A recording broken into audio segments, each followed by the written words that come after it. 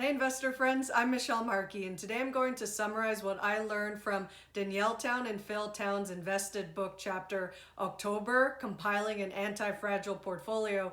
And the term anti-fragile comes from Nassim Nicholas Taleb's 2012 book, Anti-Fragile, Things That Gain from Disorder. And I'll explain what anti-fragility means and how that applies to building robust stock portfolios, as well as how we should come up with a stock wish list buying plan.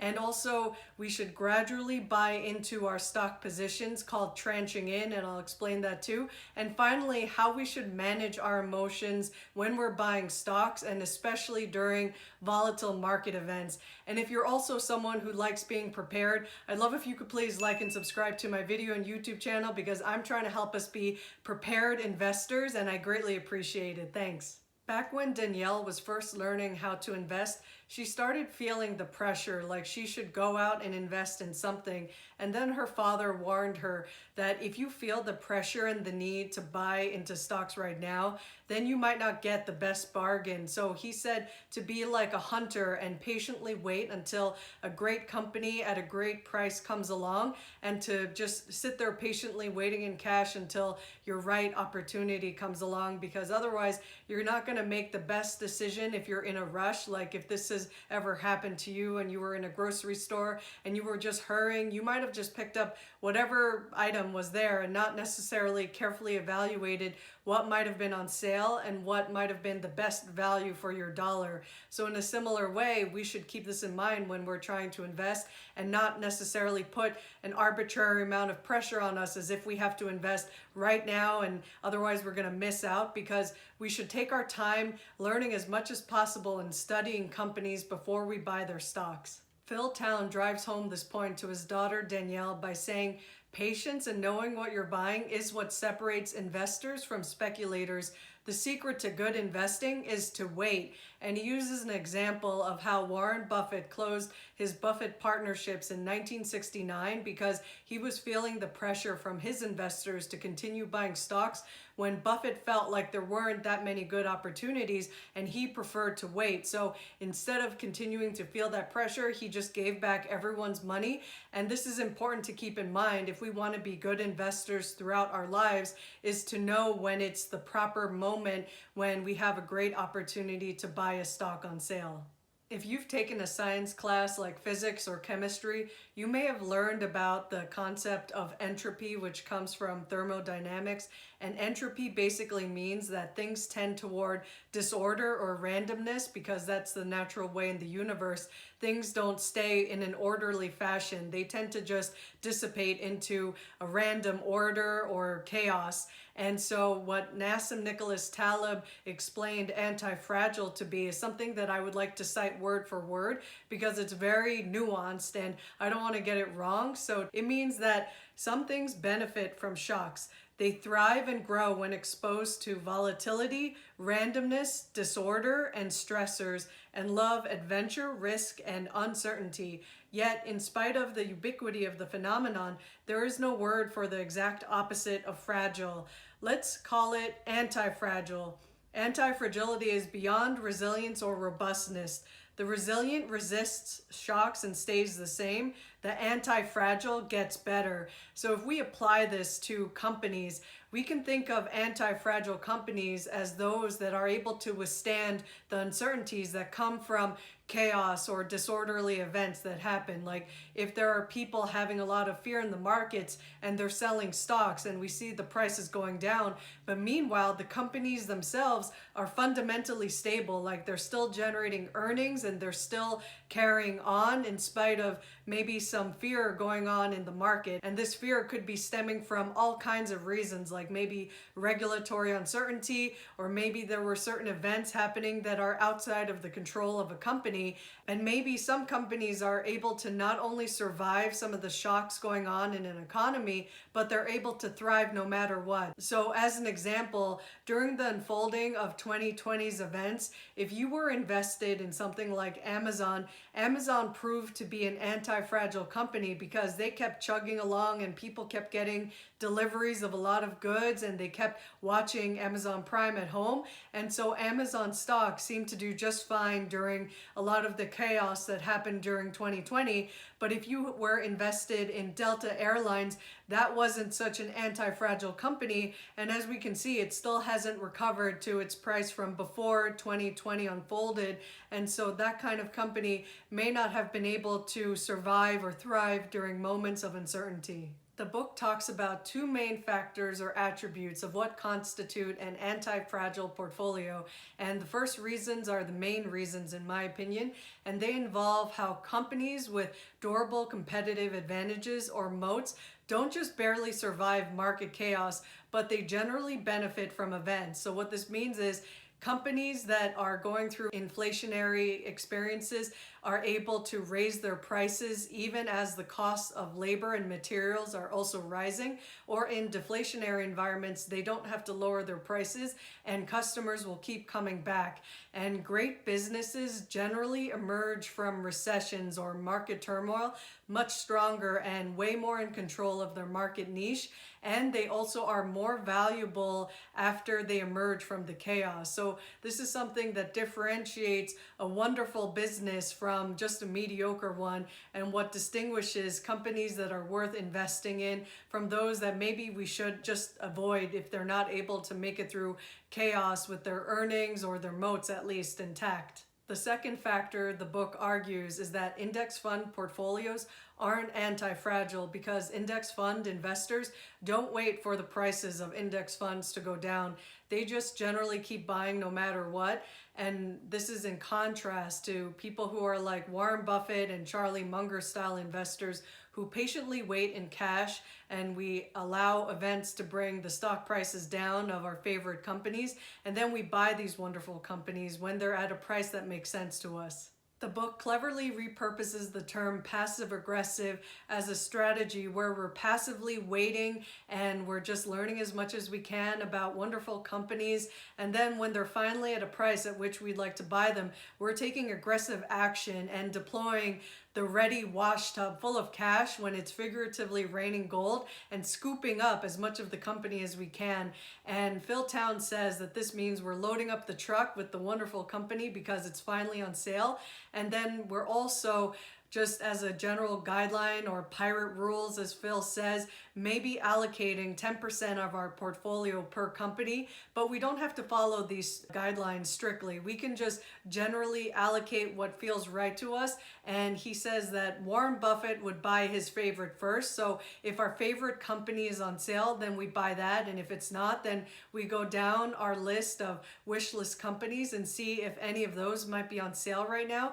And then we continue loading up the truck with whichever one of our favorite companies might be on sale at that given moment in time, and then maybe hold on to some of our cash for another opportunity to buy our other favorite stocks when they're on sale.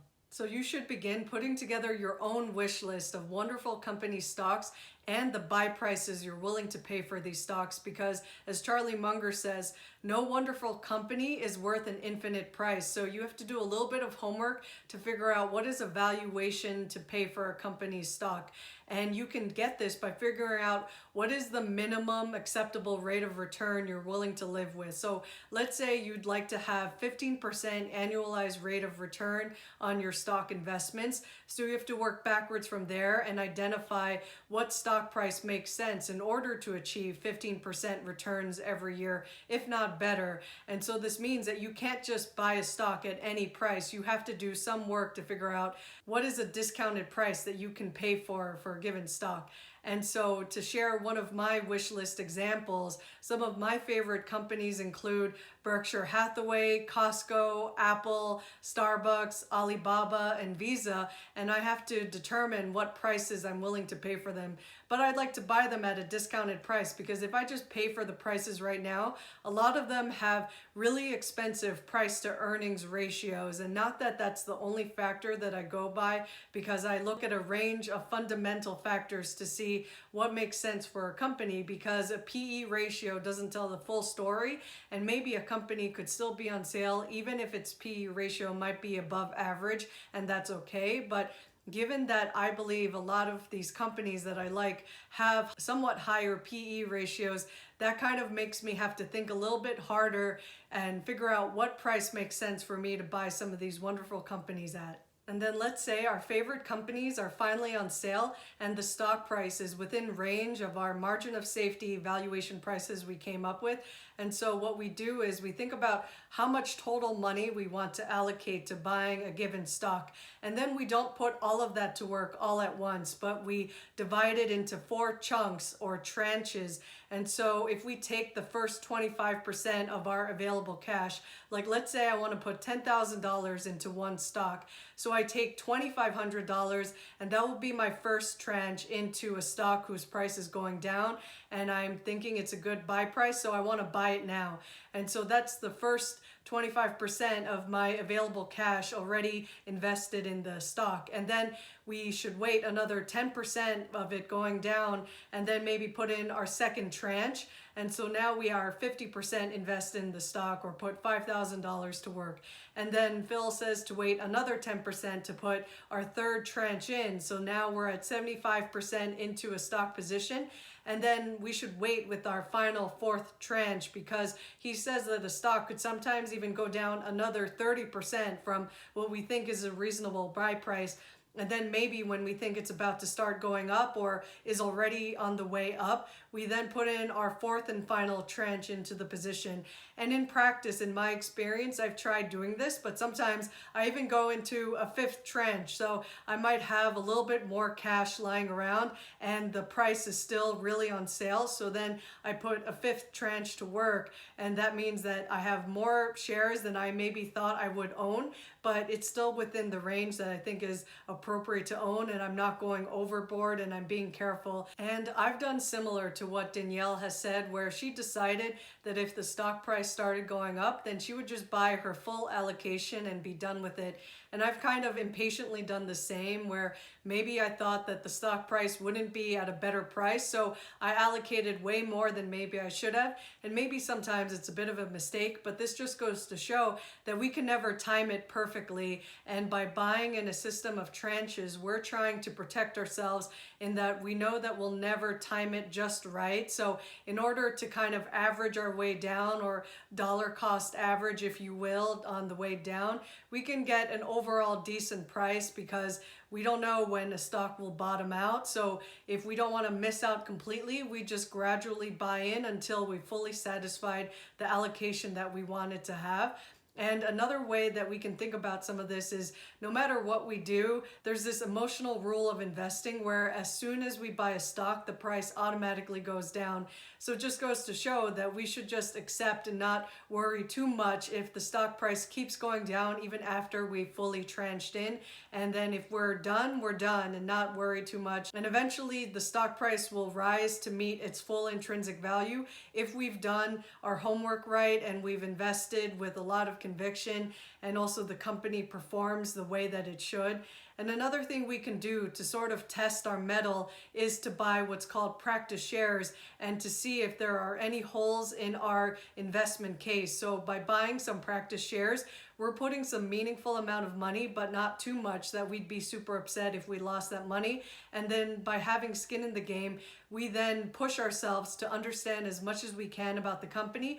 And we can even tell someone whose investing judgment we respect a 1-minute story about why we would like to buy a stock. And then they can point out any unknowns that we haven't thought about maybe. And then we can keep digging to fully make sure that our investment case is as solid as possible before we buy more shares of a company. Another thing we can do to keep our emotions steady and stay grounded and not experience a fear of missing out, even as stock markets are rocketing to the moon, is what Phil Town suggests: keeping tabs on the Shiller PE and the Buffett indicator. And the Shiller PE is usually done of the S&P 500, and right now it's around 38, which means that the projected future yield of the S&P 500 might be as low as 2.6%, and that kind of is in bond rate territory. So I kind of don't enjoy this idea of investing just in a general S&P 500 index to get such low future returns.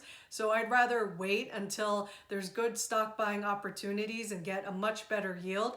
As well as with the Buffett indicator, this is usually taken with the Wilshire 5000, which is the total market's value, and divided over GDP. And when we look at this, There are two sources that we can check on, and one shows that the stock market is overvalued at 211% to GDP, and the St. Louis Fed shows that the stock market could be overvalued by as much as 245% of the market value over the US GDP. So with all that, this makes me think that a lot of stocks are really expensive, and I'm not crazy, and it's okay to wait until my stocks that I'd like to buy come down to a reasonable price when they're on sale and not as overvalued as they might be right now.